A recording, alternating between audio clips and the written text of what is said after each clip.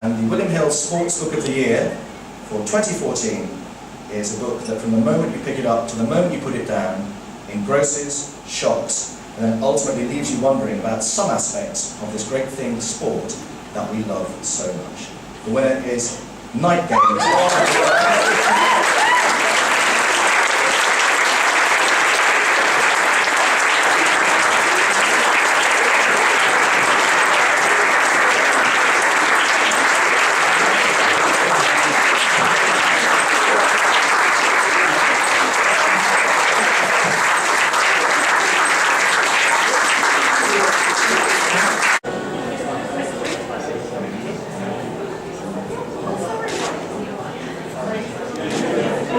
Judging from your book,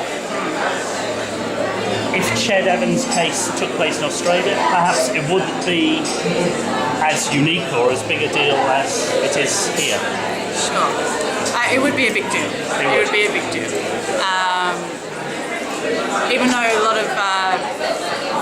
of stories have surfaced over the years, no AFL footballer until recently, very recently, found themselves facing trial, and even that footballer that found himself facing trial this year, it was dropped, the charges were dropped 2 days before trial began, and he pleaded guilty to 1 count. So it would be a huge thing. It would be, because it is obviously getting lots of press attention here. It would be credited very much, if not exactly the same age. And people are split, as you probably know. He's served his time. Should he be allowed to play football again? Yeah. What say you? It's a really tough conversation to have. And I agree, you've done your time. Technically, he's done his time. But I get the sense that mentally he hasn't done his time. He has shown no sense of remorse.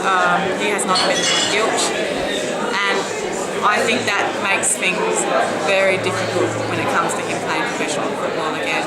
I think if he showed a sense of empathy towards the girl at the centre of the case, if he showed a sense of remorse, he doesn't necessarily have to admit that he is, or say that he raped someone, but just a sense of real distress at how badly one person was treated and was left feeling traumatised. And he's still being treated by his fans. It's still being treated.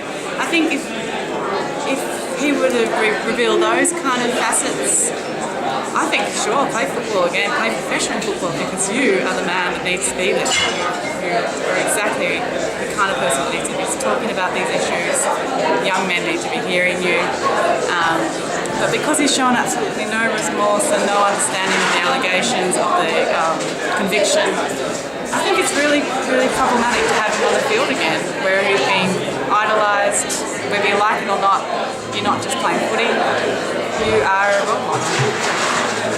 Should you be? I mean, should any parent bring up their child to look upon a professional sportsman as a role model? Well, that's a hypothetical question, and unfortunately the result is yes, you are. Whether you think it should be or not. Yeah, of course I would prefer my boys to admire. Yes, myself. I know, as just something much more sort of empathetic, or a sense of, a real sense of sacrifice. But they're not going to.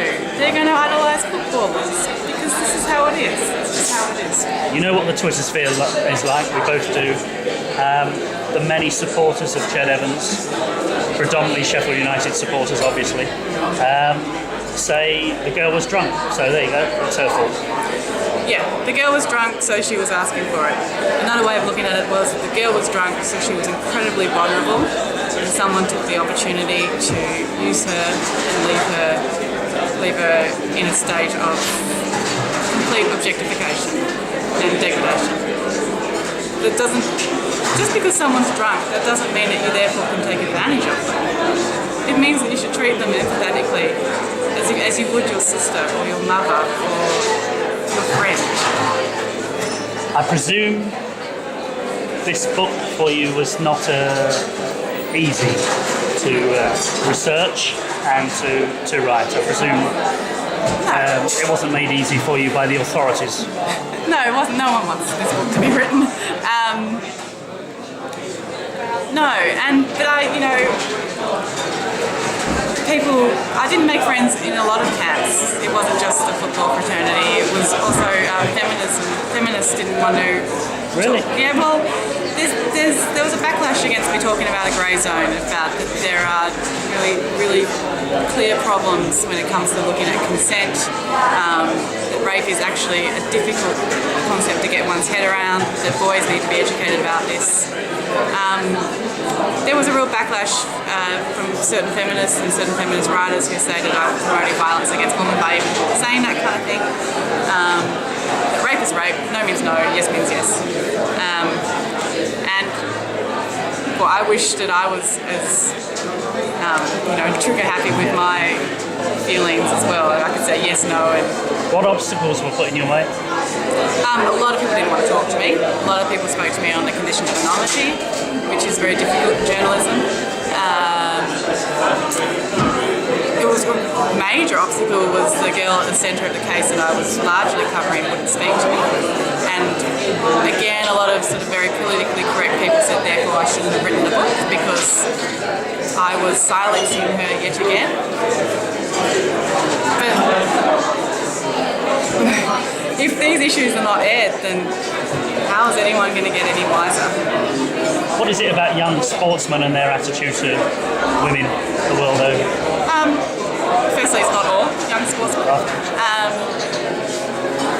But I do think there is a sports writer in America, Robert Sykes, that is really great quote, which is jock culture is a distortion of sport. So I'm not anti-sport, I love sport, I play sport myself. But it's this jock culture that sort of almost uses sport. Jock culture? Yeah, it sort of uses sport to sort of to get its power, to get its kicks out of things. And it's also a bit of a group mentality, I think, and unfortunately it's how do you separate the poison from the magic? I mean, to create a good team you need them to be bonded. You need them to be so well bonded that they know where the ball is. Even they know where the ball is even when it's behind them. But that bonding can also result in some really ugly situations off the field. Hence, getting your mate in on the act when you've got a girl back at the hotel. That's also seen as bonding. Filming it on camera? Yeah. On your mobile phone? Yeah. Finally, congratulations on winning an award. Do you think one day people will look back on this era and your book and say, oh, can you believe it was ever like that? Or will it always be that way? Will sportsmen always take advantage of a drunk girl in a hotel room or that? Will attitudes change? I'm not sure. There's in a way it could go two ways. Women could just get as bad as men in this scenario. Right. Or men could, improve their standards. And I did look at different power imbalances, not just in the bedroom, but also on the field. Yeah. And women don't have anywhere near the same respect on the oval, let alone in the bedroom. And what would happen if that was addressed, if that power was rebalanced? I mean, it could be great, but it also could just mean that you have female jocks humiliating people and getting their kicks off it. So I think it will get better because, it already has in the sense that the stories have been told, whereas in the 80s and the 90s they were under the carpet. So, yeah. And you had a baby whilst writing this. No. You're mad. I take my hat off to you. Thank you.